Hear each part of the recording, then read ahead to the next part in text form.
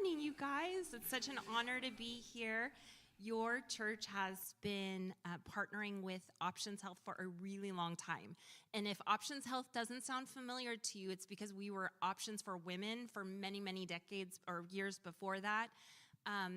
We are a faith-based pregnancy center. We provide free services for women that are in any type of a pregnancy situation, but our heart is really about those that are in unplanned pregnancies, because we know that that is a really difficult time for women, and it's a time where they're really vulnerable. They're really vulnerable to the messaging in this world that if you are pregnant and it's not planned or you're not prepared for it, then there is an option for you. And in the state of California, that option and that message is freely given. And if nothing else, it is literally sold to these young women that find themselves in this position. So we exist as a faith-based pregnancy center, believers in Jesus and life. And we know that God is the one who ordains life. And if he creates life, it's because he wanted that life to exist. So we stand fully behind that. We are celebrating 40 years of ministry this year, so we are very proud of that, but really it's because the Lord has done such an amazing job of just growing us through the decades, and we recently purchased our own medical clinic that is located in Pittsburgh, which is the perfect area because it really is the home of where many of our patients are coming from. So we moved from Concord to Pittsburgh because it made so much sense to go where they are. And so we are now located in the heart of Pittsburgh, in almost a 4,000 square foot building that we purchased, renovated, and we are not funded in any way by the state or federal funds. All of our services are free, and it's because of amazing partners like you guys that keep us going strong. So thank you for your participation in that.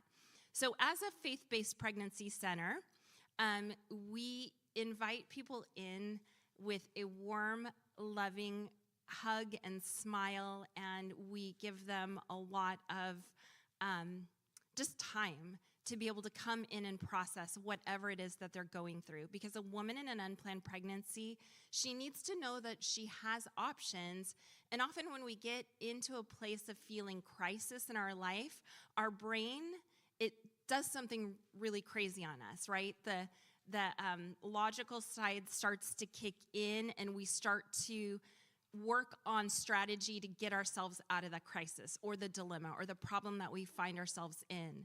And because of that, women often go to whatever the first option is that's provided for them. And a lot of times, if they go into a place that is not faith-based, the first thing that's going to be provided is the option of abortion. And a lot of times, women will veer towards that because it feels like a solution.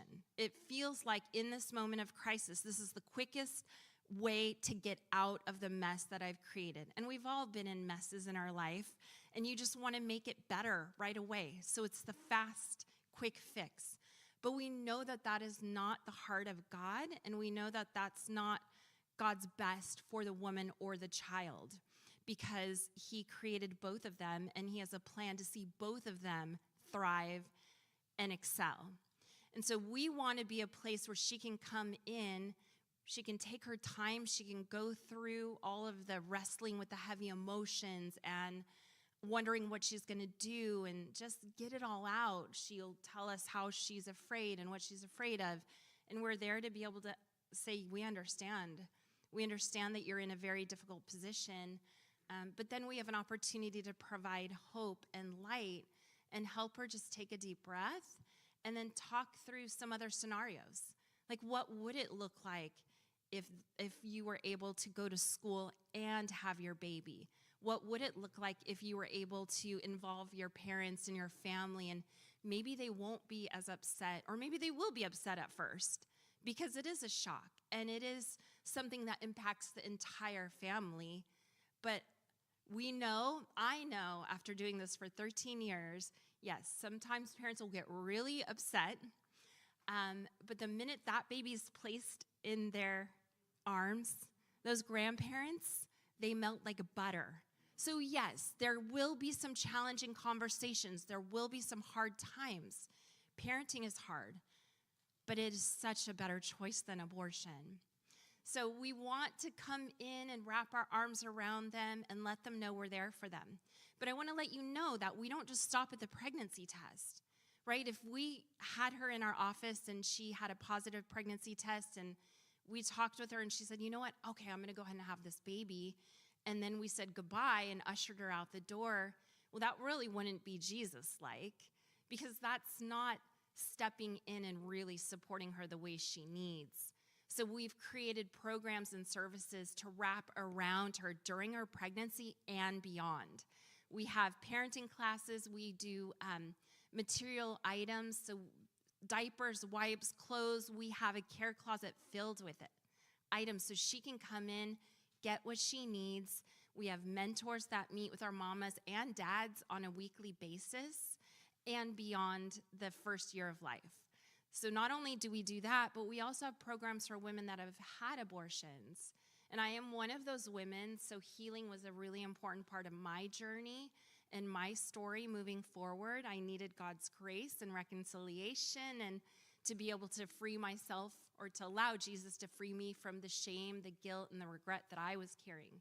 So we also have those programs because we know that God is about healing. He's about restoration, and Jesus is so good to provide and restore what's been broken.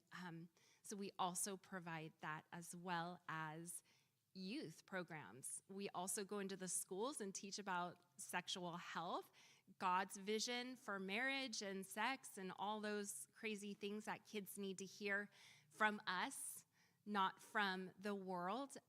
And so that's another way that you guys are supporting us, by helping to fund those programs so we can send our educators out into the schools to talk about the things that aren't being talked about. I do want to share really quickly, before I pass the mic back to Pastor Alex, one story that we had recently of a success. And we've been seeing so many successes lately, and this one just came to mind this morning. But we had a young lady come in her 20s. She came in with two friends. She did not come in with a partner. She came in because she took a positive pregnancy test. She had been seeing someone. It didn't work out, so he was no longer in her life. Her parents were from another country. She had moved over here by herself, so she didn't have family support around her. But these two friends brought her in, which I thought was really great.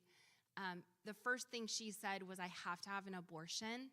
I always wanted to be a mama, but my parents are far away. I have no family. I don't know how I can do this on my own. And then when we started to talk more and get down to the root of where her fear really was, it really came down to the fact that she knew she had made a mistake, and she was just terrified to let, specifically, she said, her dad down.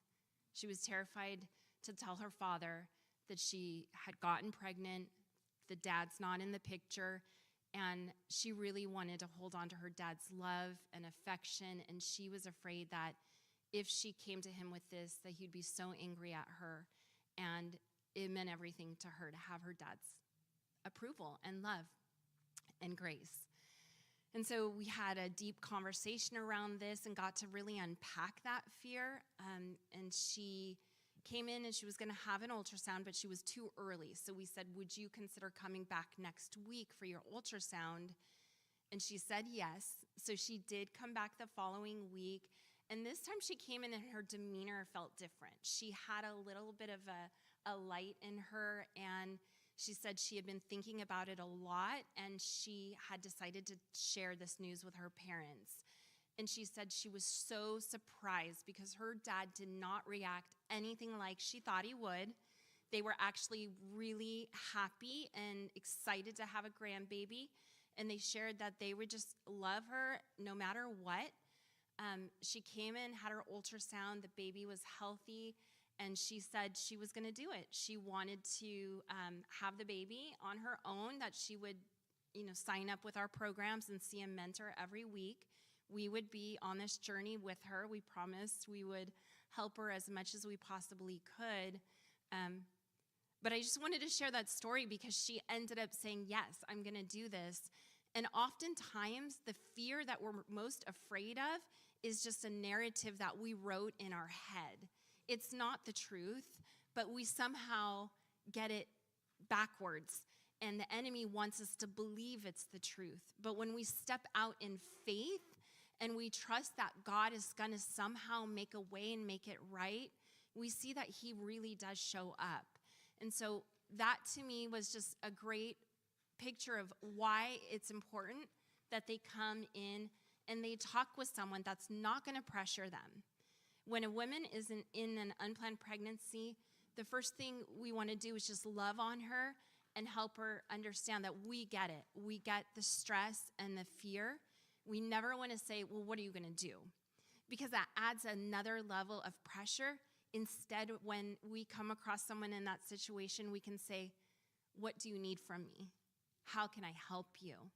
And then give her time to process and talk through it. And the Holy Spirit has room to lead in that moment. And so that's who we are. That's what we do. And I just wanted to come and share that story with you guys so you know what it is that you're supporting, because this is so dear and close to the Father's heart. So thank you, everyone, for